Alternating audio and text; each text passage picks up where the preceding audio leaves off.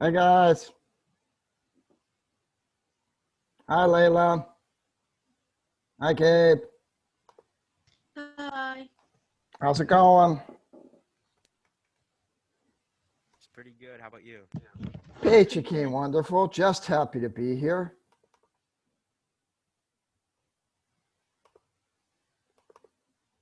Okay. Are we all ready to learn about solutions today? Yes. Oh, your enthusiasm just underwhelms me, Gabe.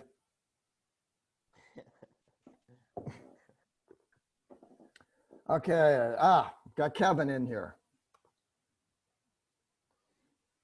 Oh, we're down to 4 people for this session. People are going to be surprised when we get to the gas laws, though.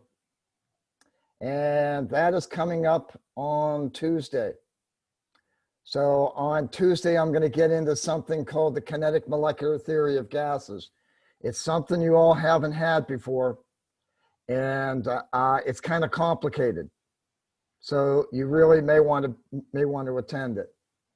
If you don't do that, then definitely go through the video.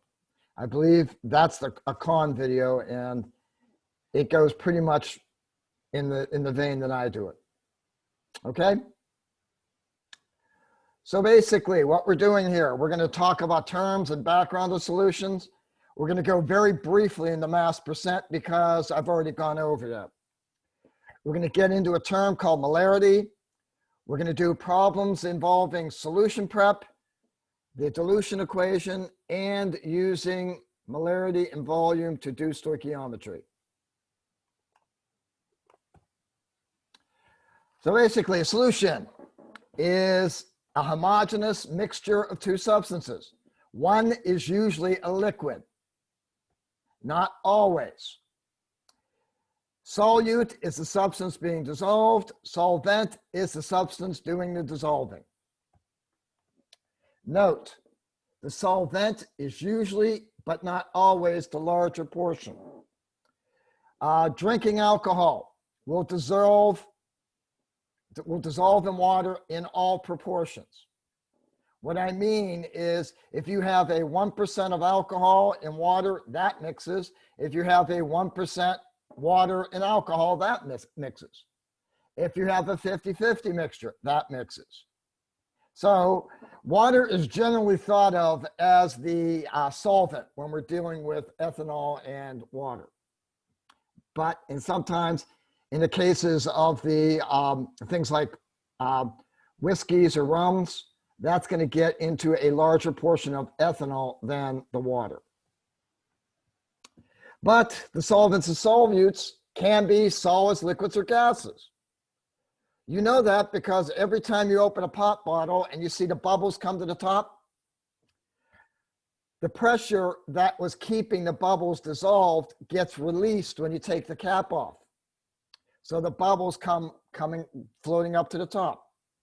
And if you have a Sprite or something even that you can see through, you can see that the gas is dissolved in a homogeneous liquid. So the solute in that case is the gas. The solvent would be the Sprite soda. Air is another thing. Air is a solution that consists of oxygen, I think it's about 22%, somewhere in that range. The nitrogen's about 74. You got carbon dioxide, other minor constituents. It is also a solution. Now, a solution is considered saturated if you can't put any more in there. Has anybody ever seen a Popeye commercial? Or commercial, cartoon? Anybody ever seen Popeye? Yes, I have. What does Popeye say right before he beats the snot out of Brutus? Oh, I can't remember. I just know he eats spinach. He always says, I can't take no more. That's what saturated is. The solvent takes no more. A solution is unsaturated if you can put more in it. Simple enough. Simple definitions. So how do you tell if something is saturated, if a solution is saturated? And I'm talking about a solid and a liquid. How do you tell? Throwing the question out there. How do you know absolutely a solution is saturated? What are you seeing? Just like the clear liquid. Okay. But how do you know if a solution is absolutely saturated? No more solute can be dissolved. But what are you observing, Gabe? The solute, right? Well, seriously, you're looking at a solution. If I'm looking at a solution, it's saturated. I know immediately it's saturated. How do I know that? Because you won't see it anymore, right? It'd be dissolved. If it's dissolved, you don't know whether you can put more in there or not. Oh. Anybody, come on. Are we all still asleep here, guys? How do you know that a solution is saturated? Will like the solution change color or Nope. no? Nice guesses, Gabe, but they're not right yet. The solution will rise. Can I ask you a question, Gabe? Have you ever added salt Yes. to water? Keep on adding salt to water, right? Yes. What happens? Oh no, it won't be dissolved anymore. Exactly. What happens is if you can see the solid, you know your solution is saturated. If you can't see it, then yeah, it is possible it's reached that saturation point where you can't put any more in and you still don't see any solid. It is possible you've met that magic point. But for all intents and purposes, if you see a solid on the bottom of a solution, it's saturated. If you see no solid there, it's unsaturated.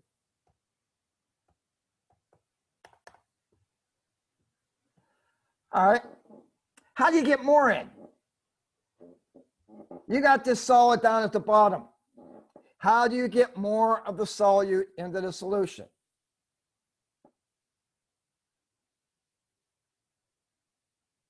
Maybe mix it.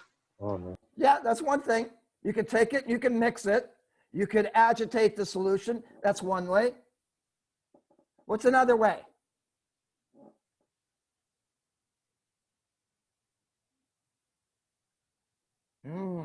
Have more solution. No, yeah, you could. If you wanted to, you could add more of the solvent. I'll give you that one, Kevin. There's something else you can do. Heat up the solution. If you heat up the solution, it's going to put more in there. 90% of the time. So there is something called a supersaturated solution. Has anybody made rock candy? Or a Mai Tai? More of a chance on the Mai Tai than the rock candy, right, Kevin? Yeah. When you're doing a Mai Tai, you make something called a simple syrup solution, which is basically you take sugar and you keep on putting sugar in water until it can't take anymore. Then you start heating it up. And eventually what happens is you get this kind of syrupy solution there. That's what's known as a supersaturated solution. It can hold more than the maximum amount that the solute can.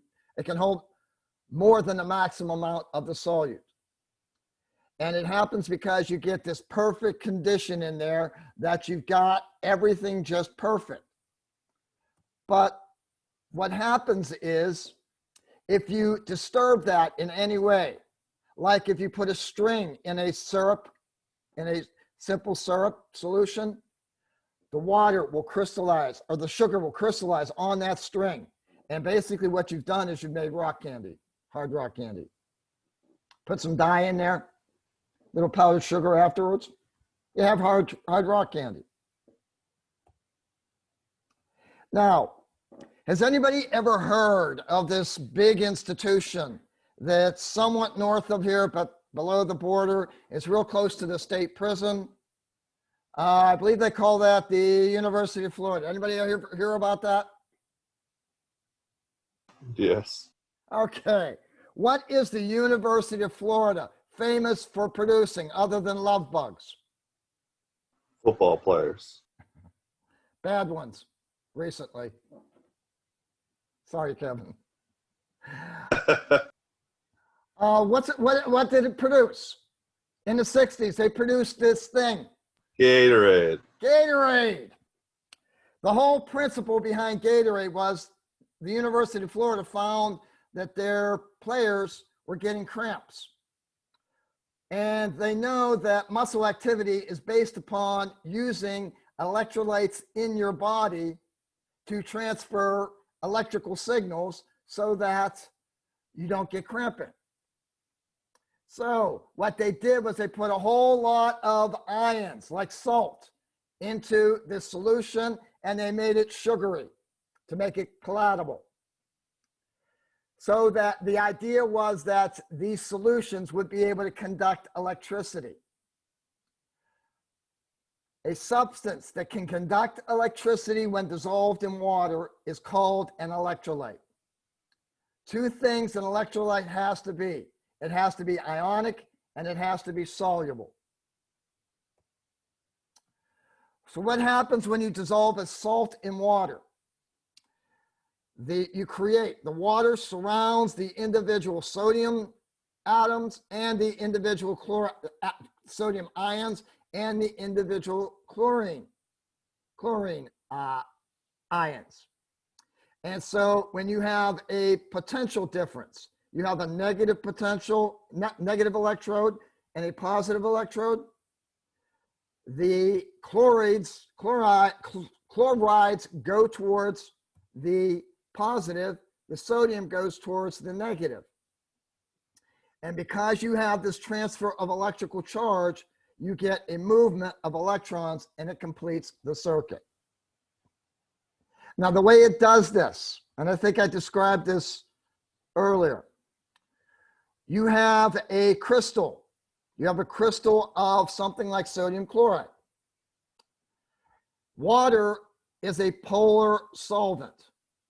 It has a positive end, it has a negative end.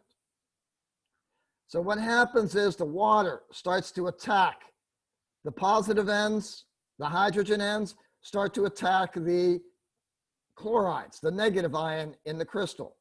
And it surrounds it so much that the lattice energy, the energy attraction between the positive and the negative is overcome by the fact that you have an attraction between the hydrogens and this negative, or the oxygens and the positive. So they overcome the lattice energy, it separates out the crystal, it becomes dissolved. So there's a principle in chemistry. It's like dissolves like. For right now, all I want you to know is the expression, like dissolves like. When we get into intermolecular forces, and I believe it's chapter 12 or 13, we will get into what is really happening with solvation.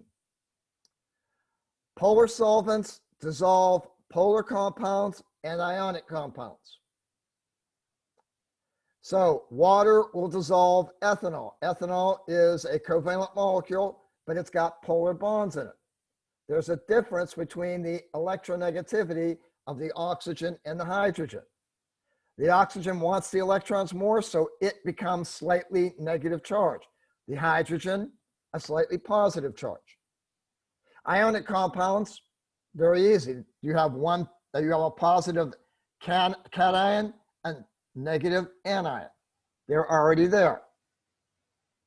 Nonpolar solvents dissolve nonpolar compounds. So if you have something like styrofoam, has anybody ever tried this trick?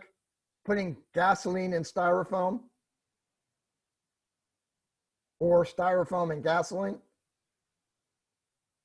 That's what's called napalm. So styrofoam, a nonpolar compound, will dissolve in gasoline, a nonpolar solvent. Now, when we're describing a solution, we have to describe it two ways. Qualitatively, what's in the solution, and quantitatively, how much of it's in there. So solutions can have varying compositions. The concentration is the amount of solute in a given amount of solution. And we're going to talk about these in terms of percent, parts per million, molarity, and molality. There are others you're going to have to know in the future, but for now, we're just going to deal with these four terms. We've already talked about mass percent, guys. All you got to do for mass percent, part divided by the whole. If I'm talking about a solution, what's the part, Layla?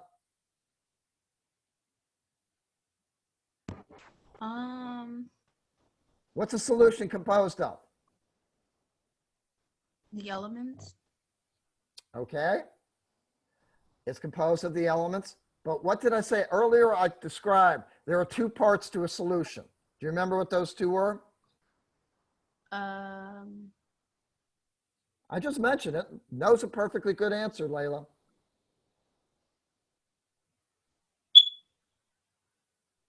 Yeah, I don't remember. That's fine. That's fine. Anybody remember? I was talking earlier about two things that make up Solute and solvent. solute and solvent. So what do you think the part is, Kevin? The solute. Most likely it's the solute, but it possibly can be the solvent. What's the whole? The solute and the solvent. The whole is going to be the solute and the solvent. So generally speaking, it's going to be the weight of the solute divided by the weight of the solution. Solution being solute and solvent.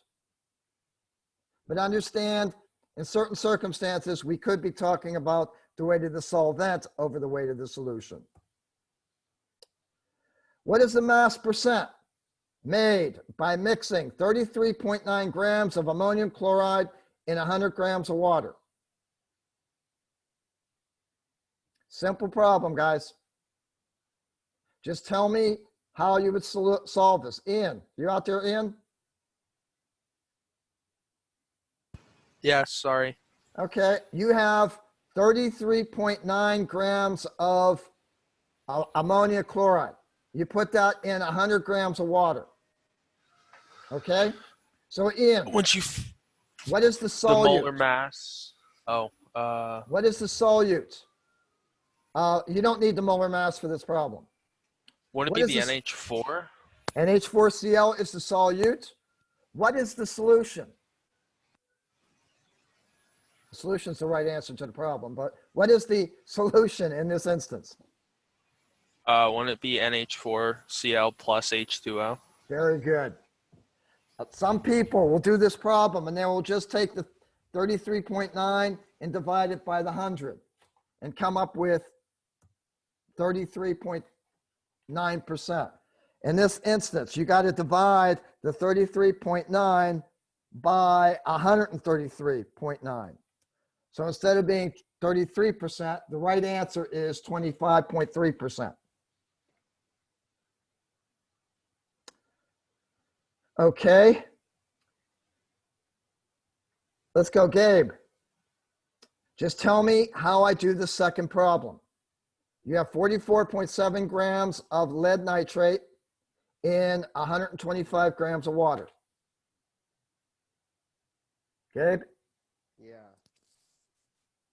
I want to know what the mass percent is. Crap. Would it be 120? No. It'd be 44.7 grams divided by 125. No, because you have to understand, Gabe, the solution is not just the water. The solution is the water and the lead nitrate. So do you want to change your answer? Would it be 125 divided by 44.7? No, No. You're trying to get the part is the solute. You were right about the solute. So the 44.7 goes on top. What you were wrong Yeah. about is you need to get the weight of the Oh. solution. 44.7 plus 125 There we go. on the bottom. There we go. Absolutely. Okay. So, okay. Sorry, can you explain that to me one more time before we move on? Okay. We're dealing with a mass percent is part divided by whole. Oh, Right? okay. Yeah. So if it's part divided by whole, the part, generally speaking, is going to be the weight of the solute. The weight of Okay. the whole is going to be the weight of the solute and solvent. Perfect. Okay. Thank you. We can do the same thing with volumes. Has anybody ever drank, I don't know if I do the prob or not. Yeah. We can do the thing in volumes. In other words, I can find the volume of ethanol I put into a volume of water, and I can do the milliliters of alcohol versus the milliliters of the solution, and I will get the volume percent. You got to be careful when you're going out and drink and looking at your beer. Beer is about 6% alcohol. If you want to get drunk, would you rather have 6% mass percent alcohol or 6% volume? Density of alcohol is 0.79 grams per milliliter. The thing is, you have to convert one to the other. Okay?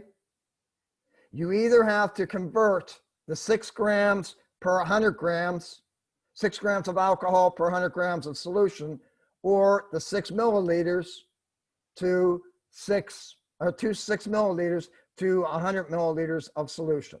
You have to convert one to the other. Then you compare them. The volume is 6 milliliters ethanol. Yeah, I just did that. So if I convert milliliters, if I have 6 milliliters of ethanol and I have 0.79 grams per milliliter, this means I have 4.74 grams of the alcohol in there. If I have 100 milliliters of water, this is 100 milliliters of beer is approximately 1 gram per milliliter. So I have 100 grams of solution. That should be solution. So 6% volume equals 4% by mass. So if you're looking, this is, believe it or not, they used to, I don't even know if they still do it, but this is a strange thing about West Virginia. West Virginia would allow 18-year-olds to drink hard liquor, but they only allowed them to drink 6% volume beer. So it was weaker beer and watered down beer is basically what it was. So when we were in Morgantown, West Virginia, we used to go up into Pennsylvania to buy our beer and bring it back. But it was a strange thing because they allowed us to drink hard liquor there. Anyway, little side note. I want to put in one more thing, guys. I'm going to stop the show for a second. And I am going to put in one more slide here. Now, this is not in, it's not going to be in the PowerPoint that is loaded up.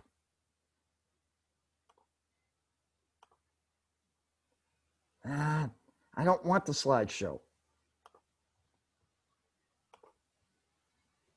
Home, new slide. There's another term called ppm. If you want to think about it, if you're doing a percent, that is percent per 100. Cent is just a short abbreviation for century or 100. So when you're doing a percent, it's part per 100. What we're doing is sometimes we're dealing with very, very small amounts, especially when we're looking at contaminants in our water supply. So doing a percent would be absurd because you'd be going out like 0.000001%. So they come up with something called parts per million.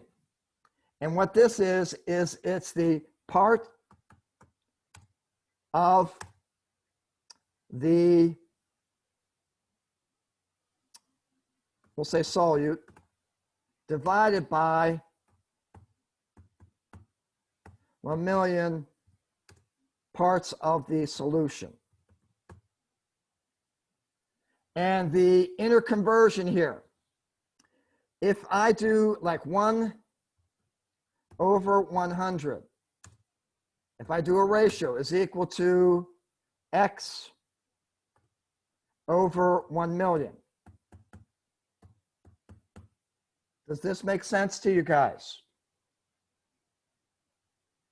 If I have the percent and I want to know parts per million, all I have to do is do a ratio. A percent is the number of parts in 100. I want to know the number of parts in 1,000,000. Is this making sense to you? Yeah. So I do this math out, and x is equal to 10,000. So in order to change percent into parts per million, you have to multiply your percent by 10,000. Does that make sense, guys? If Yeah, you it want to makes think sense. of it, say you have 50%. That's really 50 over 100, right? What we're really doing is we're multiplying this by 10,000 over 10,000.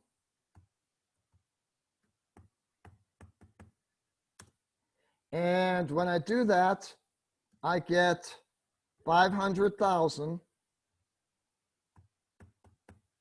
over 1,000,000. Does that make sense to you? Does it make sense to you? Yeah. Yes. Thank you. Thank you. The quicker you give me the response, the quicker we can get out of this stuff. All right.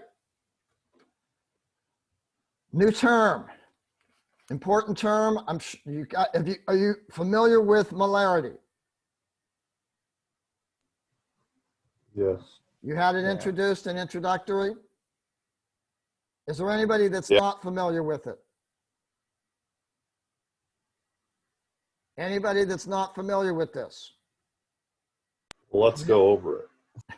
Okay. The term molarity is defined as moles of solute over liter of solution. So anytime that you see the abbreviation M, think of it in your head at least as moles per liter. Okay? Now, a brilliant student of mine came up with this concept. I cannot claim this. And he said, you know, Mr. Popovich, when you're doing molarity problems, it's just like the density triangle.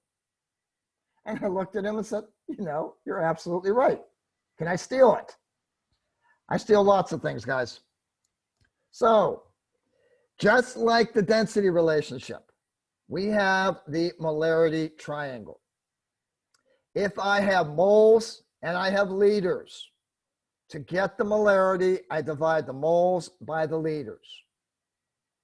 If I have the moles and I have the molarity, I divide the moles by the molarity. That will give me my liters.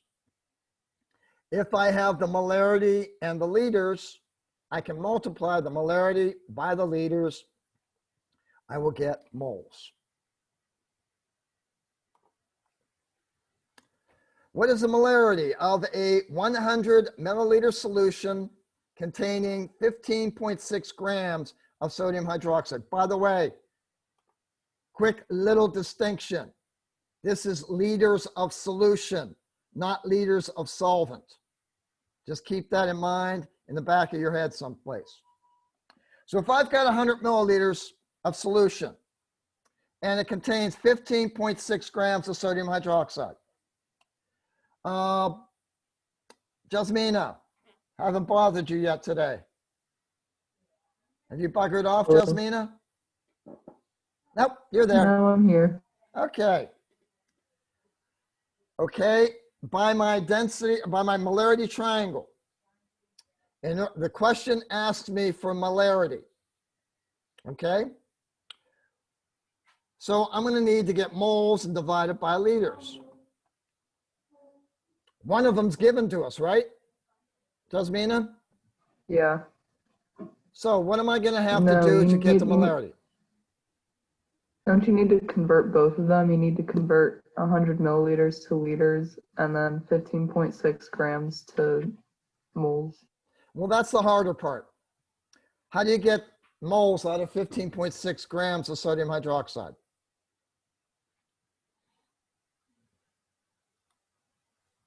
Jasmina, Just come divided by on. the molar mass. Thank you. Dividing by the molar mass. Yes, you're going to divide it by the molar mass. Okay, so you got 15.6 divided by 40, you get 0.390 moles of sodium hydroxide. And guys, you are going to get tired of this. You're going to get tired of converting milliliters to liters. You're going to have to do it. You're going to get so tired of it that you're going to be able to say, oh, 100 milliliters, that's 0.1 liters. You're going to be able to look at that and say, immediately, that's what it is. 50 milliliters is going to be 0.050 liters. 7 milliliters is going to be 0.007. You're going to be able to look at these things and immediately translate them in your head. So if I have 0.390 moles of sodium hydroxide, I'm dividing it by 0.1 liters. That gives me a 3.90 molar solution. How many moles of HCl are contained in 250 milliliters of a 0.600 molar solution? Gabe, Yes. look at our molarity triangle. Mm-hmm. Somewhere around here. Nope. There it is, right there. I gave you the molarity and I gave you milliliters. What's the first step you have to do to solve that problem?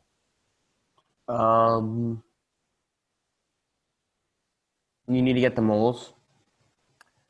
That's what the question's asking. Okay? The question is asking you how many moles of HCl are contained in 250 milliliters of a 0.600 molar solution.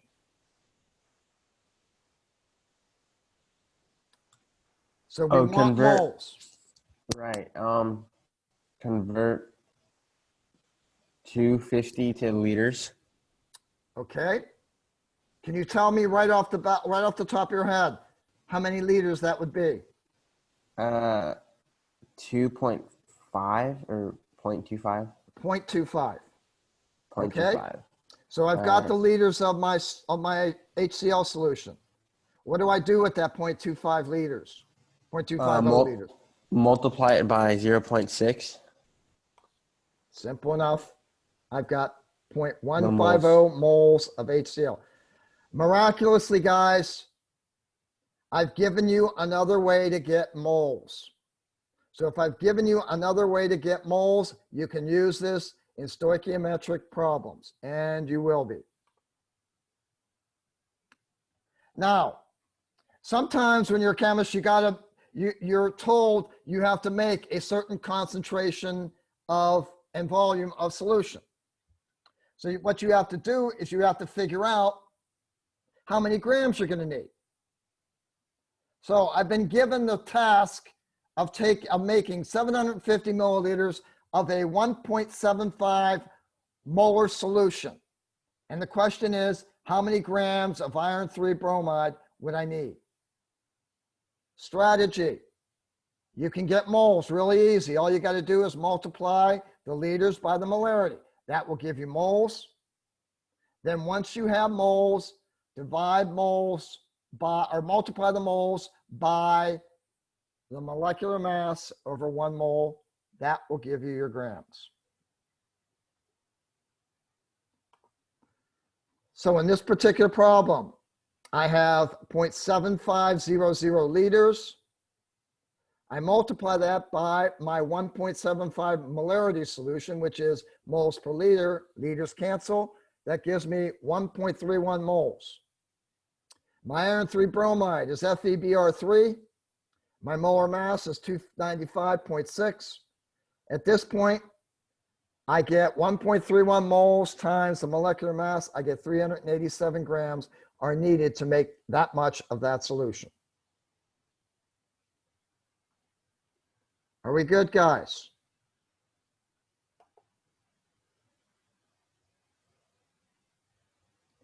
I want you to work on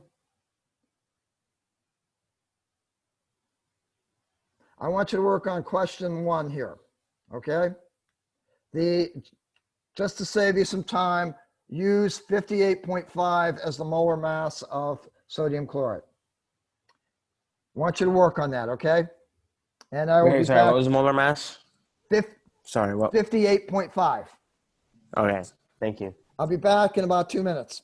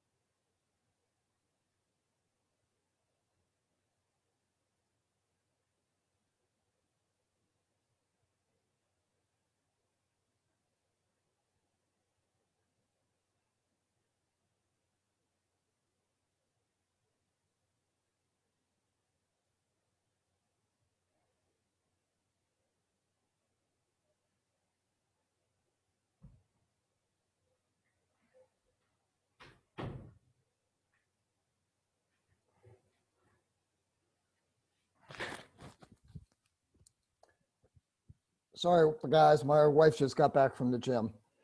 We have a solution here. Do we have a solution, guys?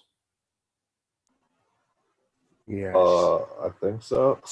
Okay, is that Kevin? I got 1.72. Is that what Yeah, me everybody too. else got? Yeah. Not sure. Yes. Okay, I got a different answer. Why did I get a different answer? Did you get 0.427 moles? Yeah. Yeah. Okay.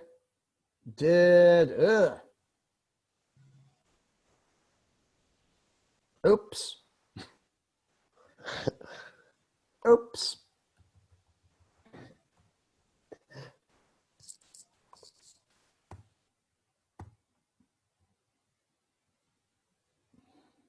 What's it, 250?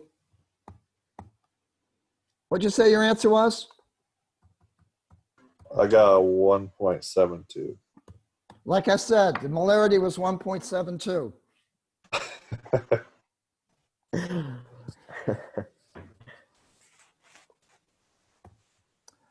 Do you feel the ability, do I need to go over these kind of calculations? Or are they fairly simple enough that I can trust you that you'll do them on your own? And does anybody not understand them? Can I go forward? If you don't understand them, please speak up, guys. And I can go through another couple problems. Do we have this fairly well down? Because we're going to be doing these inner conversions when we get to stoichiometry anyway.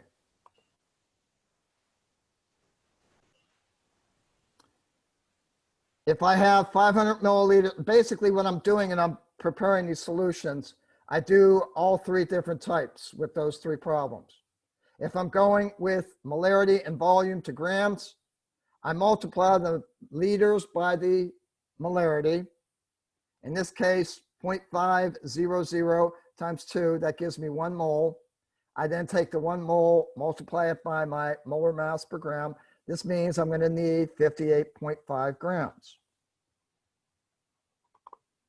If I have grams of molarity and I need to convert that to volume, I have 7.81 grams and I want to make a 0.25 molar solution. How much can I make? First of all, I have to find the moles. I multiply my grams by 1 mole over the molar mass. This gives me the moles of the sample. I next divide that by the molarity. I divide 0.134 by 1 liter over 0.25 moles. This gives me 0.534 liters or 534 milliliters.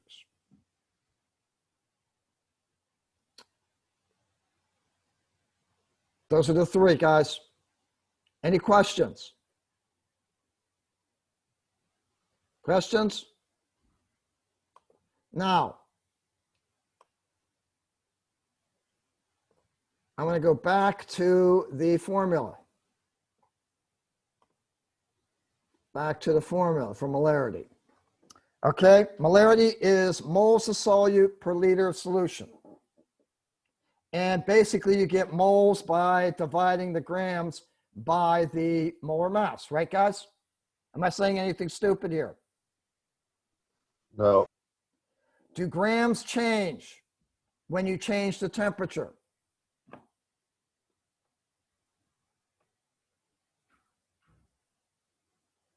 No. No, grams do not change. How about volume? If you change the temperature, do you change the volume? You can. It's not you can, you will. If densities change with different temperatures. That's why whenever you're looking at when you're trying to find out how much water is in something, you always have to look at the temperature the water's at. If it is at, I think, 25.5, you've got 1 gram per 1 milliliter. If it is, the temperature is higher than that, the density is lower than 1 gram per milliliter. If it is lower than 25.5, that means that your density is higher than 1 gram per milliliter. So temperature changes volume. So my question to you is, if temperature changes volume, would molarity be a good concentration term to use in an experiment that changes temperatures? No. It's not a good one, because if you change the temperature, then you've changed the concentration through means other than what your experiment is trying to detect. So what we had to do is we had to come up with, I mean this collectively, I wasn't actually present when this was happening. We had to come up with another term, and that is called molality. Molality is moles of solute over kilograms of solvent. Remember, molarity was moles of solute over liters of solvent, of solution. Molarity is moles of solute over liters of solution. Molality is moles of solute over kilograms of solvent.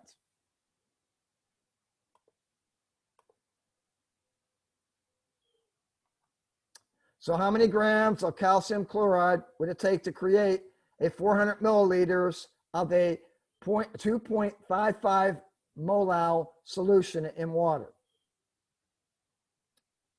Okay. So you have 400 milliliters. Okay. We are going to assume in this problem that the calcium chloride does not increase the volume. So in order for me to do a problem where it does increase the solution, I would have to give you the density of the calcium chloride. So in this case, I take the 0.255 times the 0.4000 kilograms. This gives me the moles of calcium chloride. I simply am going to take the moles and divide it and multiply it by the molar mass, which is 110.98, and I end up with 113 grams. What's the conversion from milliliters to kilograms? Okay, I had this much solution, right? So I just basically made the assumption that the density of this solution was 1 gram per milliliter.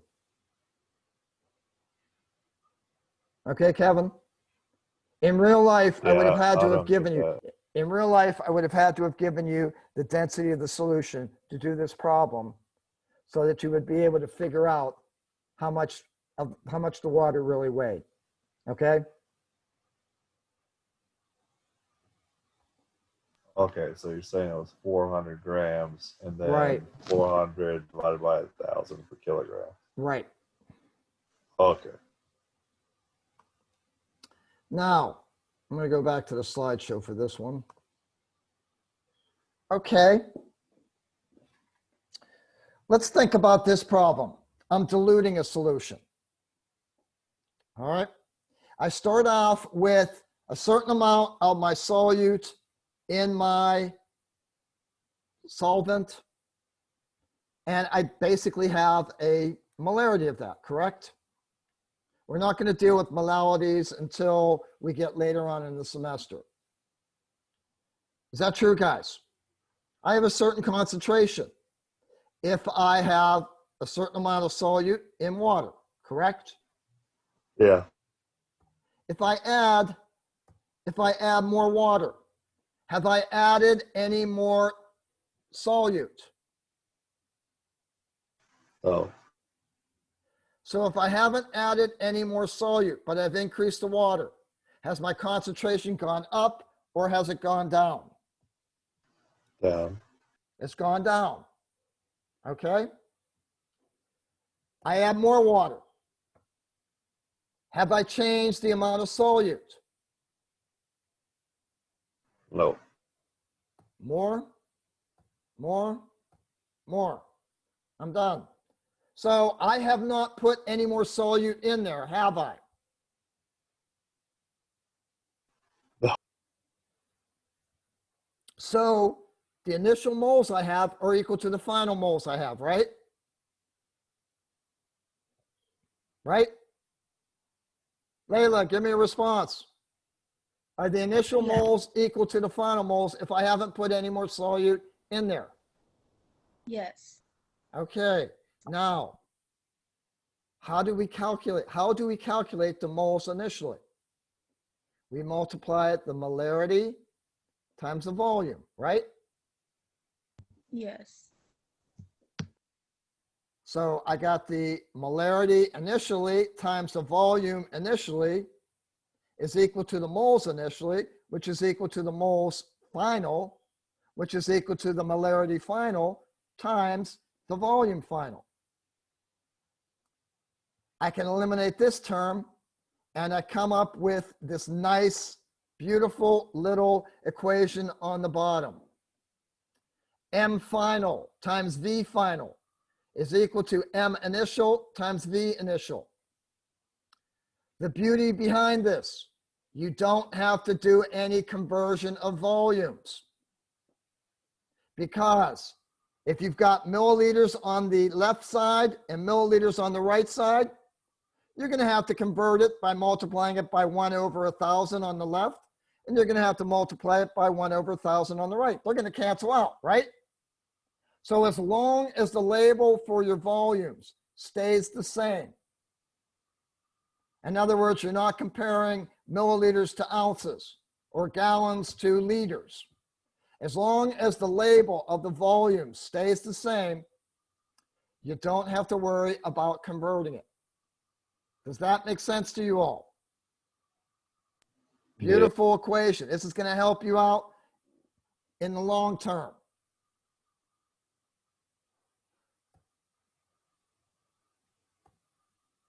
What is the molarity of a solution that was originally 53 milliliters of a 0.25 molar KCl that has been diluted to 100 milliliters? If we want to do this the long way, what we're going to do is we're going to change to 53 milliliters and 2 liters, and we're going to multiply that by 0.25, and we're going to come up with 1.3 times 10 to the second moles.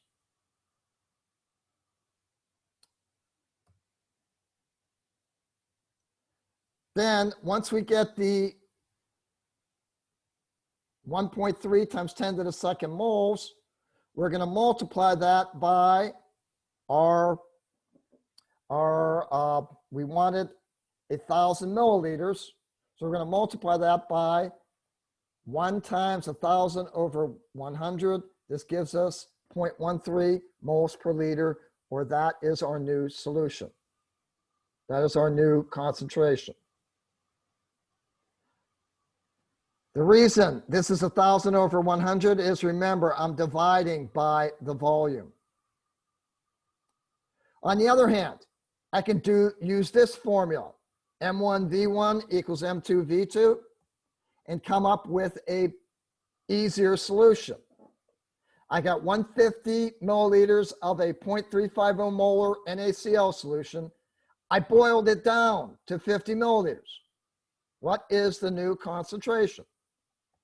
I put 150 M1 times 0.350, the volume originally. That's going to be equal to my new volume, which is 50 milliliters, times my molarity, which I don't know. I do that math out, and I end up with 0.105 molar. Now, my answer is 0.105 molar. Does that make sense? Should it be more concentrated?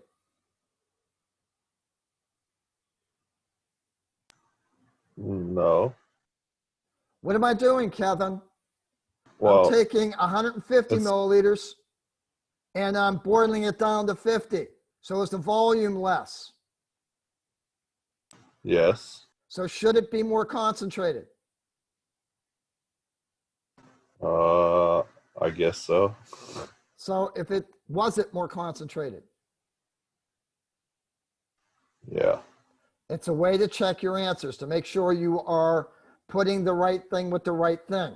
That's the biggest problem with these particular problems, is the fact that you may transpose the volumes. And if you would multiply 50 times 0.350, that's equal to 150 over X. You're going to get a smaller number than the 0.350, and that's not what you expect. So that's just a way to check your answers. Now, stoichiometry. We have 3 ways to make moles right now. You know, if you have the mass divided by the molecular weight. If you have the volume in liters at STP, what you're going to do is you're going to divide by 22.414. If you have the concentration and the volume, you can get moles by taking the volume and multiplying it by the concentration. Now, understand, once we go through that middle step of using the molar ratio, and once we have the moles of our new product, we could turn that into grams, liters of gas at STP, or the concentration. The concentration, we're going to need one more fact. We're going to need to know how much volume is there so we can divide the moles by the volume. What volume of 0.492 molar HBr will react completely with 25 milliliters of 0.540 molar potassium carbonate? Okay. What can I get, Kevin? What can I get the moles of right now looking at this problem? You can get the moles of. Oh, I have no idea. I'm not sure. I don't know is a perfectly good answer. Ian, do you have any idea how, obviously you can't because I'm asking the question. What can you get the moles of? HBr or K2CO3? HBr? Do I have a volume of HBr? Oh, no, you don't. You have volume of K2O3 and you have And- molarity of it. So can I get Okay. the moles of the K2CO3? Yes. All right. That's how you analyze the problems before you start to work on them. You try and figure out what you can get moles of. If you have a volume and a concentration, you can get moles of that substance. So we're going to get moles of our K2CO3. We're going to convert it because there are 2 moles of HBr for every 1 mole of K2CO3. So we're going to use that molar ratio. Then that's going to give us moles of HBr.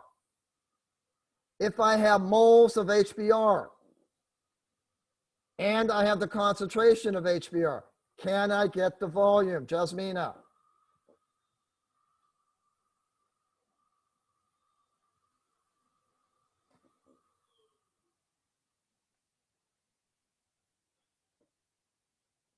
I think she may have buggered out on us. Okay, Gabe, the question was, Yeah.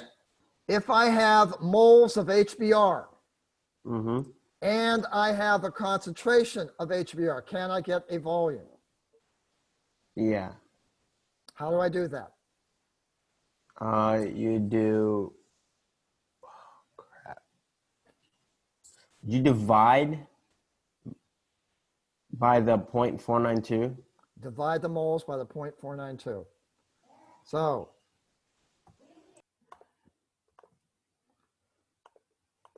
okay, I take my 25 milliliters, multiply it by 1/1000. And again, you're going to get tired of that. Pretty soon you're going to be able to just say, okay, I know I'm dividing by 1,000 milliliters. I'm just going to move the decimal place over 3 spaces to get 0.025 milliliters. I multiply that by 0.540 moles of K2CO3.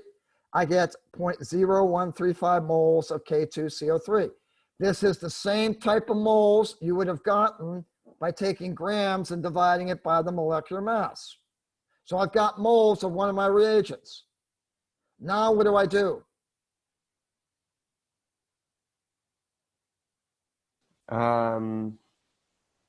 Convert it to grams. Nope. I got moles of K2CO3. Yeah. The question is asking me something about the other reagent. So I have moles of K2CO3. If you're doing a regular stoichiometric problem, what's the next thing you would do? Convert it to milliliters or Nope. volume. Oh my Nope. goodness. I don't know then. Do you solve for the volume of HBr? All right, let's understand what we did by that first equation. We solved and we got the moles of potassium carbonate. Okay? But my question is asking something about HBr. Is there some way I can convert moles of potassium carbonate into moles of HBr? You double it. Basically, I'm using the molar ratio. So my first step was to get the moles of my K2CO3. My second step was to get my moles of HBr from moles of K2CO3 by using the molar ratio. Guys, we can't forget anything. This is chemistry. We're building one thing on the other. So we have our moles of HBr. Now, if I have moles of HBr and I have the molarity, Gabe, I believe you said, what we're going to do is we're going to take the moles of HBr and we are going to divide it by the molarity. So I take the 0.0270 divided by the molarity, 0.492, and I get 0.0549 liters of my HBr solution. That is how many milliliters of my HBr solution will react with that much of my potassium carbonate. Why are the moles divided by the molarity? Why are they? Because remember the molarity triangle. The question asked, the question asked what volume, right? Right, Kevin? Yeah. I'm sorry, did you ask the question, Kevin? Yeah, I did. The question was, the question asked what volume. The way I get the volume is if I know the moles of HBr, I can divide the moles by the molarity. That will give me the volume.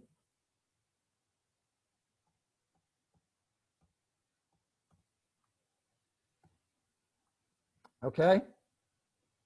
Think of it this way, Kevin. I have moles, right? Kevin? Yep. I have moles of HBr. I also have a concentration. If you want to think of it in another way, I can take this concentration and turn it into its label form.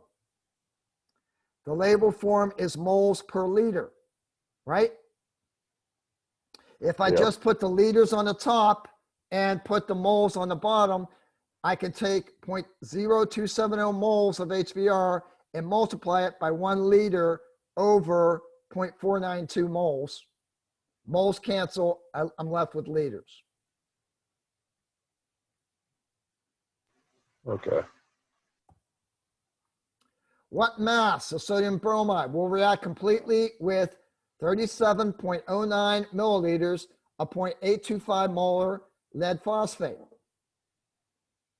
Ian, sorry, I don't have a whole bunch of you I can call, so I'm picking on all of you constantly. Do I have a way of getting moles of something here? Ian. Yes. How do I get? PB3PO4 too. You Okay. have the volume and you have molarity. Okay. So once I get the moles of PbPO4, once I get the moles of that, do I have a way of converting moles of that into moles of sodium bromide? No. No? Wait. Same. I don't know. I would say no because you don't have anything present for it, but I don't know, to be honest. But what I do have present, Ian, is I have a balanced chemical equation, right? Right. So can I change moles of lead? I think it's lead. Oh, lead 2. It's lead 2 phosphate. Can I change moles of lead 2 phosphate into moles of sodium bromide? Do I have any relationship that would allow me to do that? Yes, the solution would be the relationship. No. Okay. I have a chemical reaction. How many moles of lead 2 phosphate react with how many moles of sodium bromide? 6 sodium bromide, 1 of the lead. So do I have a relationship between moles of lead 2 phosphate and sodium bromide? So if I get the moles of my lead 2 phosphate, I can turn it into moles of sodium bromide, correct, Ian? Yes. If I get moles of sodium bromide, can I then get grams of sodium bromide? Yes. Okay, and that's exactly what we're going to do. First step is going to be easy. Actually, these are a lot easier than the normal problems because you don't have to figure out the molecular weight of lead 2-phosphate. All you got to do is multiply, change this to liters, and multiply it by that. So I get 0.0306 moles of lead 2-phosphate. What was the relationship, Ian? 6 to 1. What goes on top, the 6 or the 1? Which one are we? We're finding NABR. NABR goes on top. PB goes on bottom. There we go. So it would be 6 to 1. So I get 0.184 moles of sodium bromide. Last step is stuff you guys have already done. Multiply it by the molecular weight of sodium bromide, and I have the grams. I'm getting a sense that you guys are not really that in tune with stoichiometry. I'm getting that sense, guys. That's something you need to work on.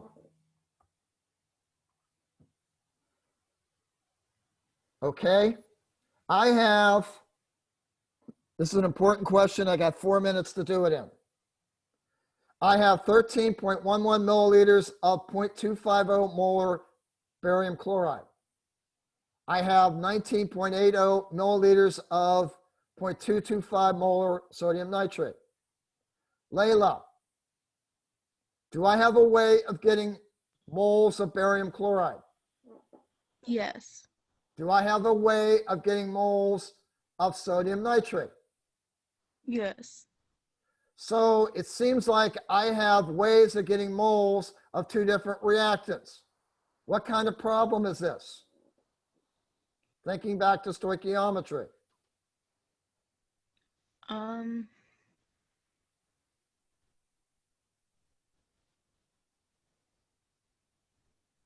don't know, it's fine, Layla. Yeah, I don't know. Strategically, guys, if I can figure out moles of 2 different reactants, what type of problem is it?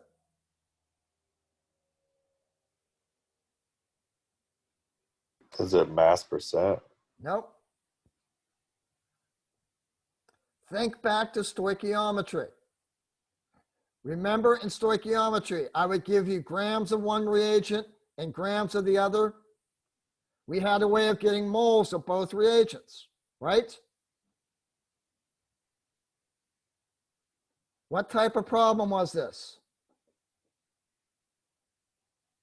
Are you limiting yourself by not being able to think back to our stoichiometric lectures? Don't limit yourself. What kind of what kind of problem is this? Limiting reactants? This is a limiting reagent problem. So what did we do with limiting reagent problems? We used the moles of the one to figure out how much of the product that would make. We used the moles of the other to figure out how much moles of the product the second reagent would make. The smaller one is the one that we used to make our determination. That was the one that gave us the exact amount that was created. So I've got 0.00328 moles of BaCl2. I got that by multiplying my liters by my molarity. I got 0.00446 moles of silver nitrate. I got to use the molar ratio to figure out how much silver chloride I'm making from each.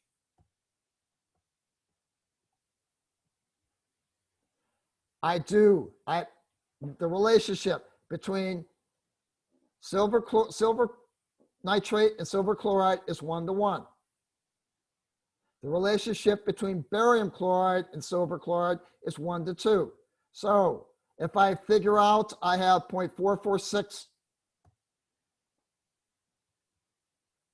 Okay, so sorry, I got lost in the problem there for a second. If I start off with this much barium chloride and I start off with this much silver nitrate, since barium chloride has a 1 to 2 relationship, I would multiply my barium moles by 2 to get my moles of silver chloride. But my silver nitrate is a 1 to 1. So that's the same amount of moles as I get from the silver nitrate.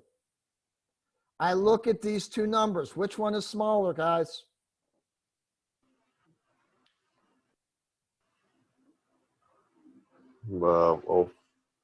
Force.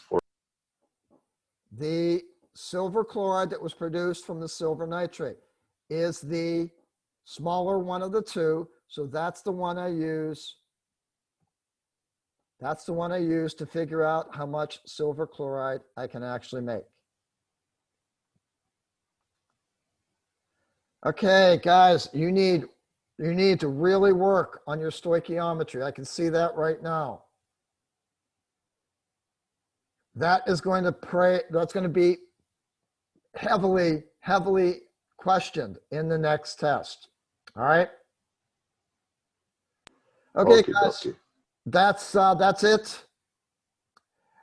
Basically what we did was we defined solutions, went through a few concentration terms, we made solutions, and we used solutions to figure out how much of a particular sample we would need. Then we went on and we went to the dilution equation, M1V1 equals M2V2. And finally, we used our concentration and our volume to create moles, and we used those moles in a stoichiometric equation in order to determine a stoichiometric quantity.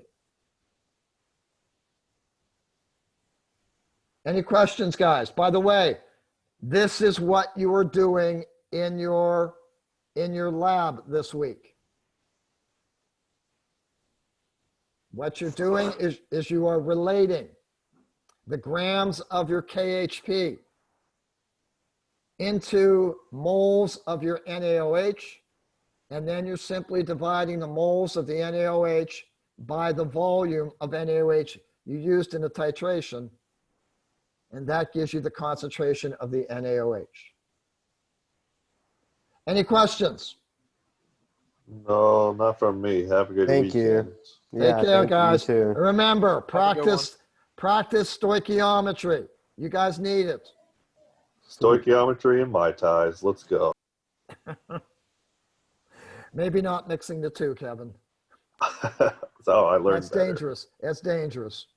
Thank you, Professor. Take care, guys. I will see you on Tuesday then.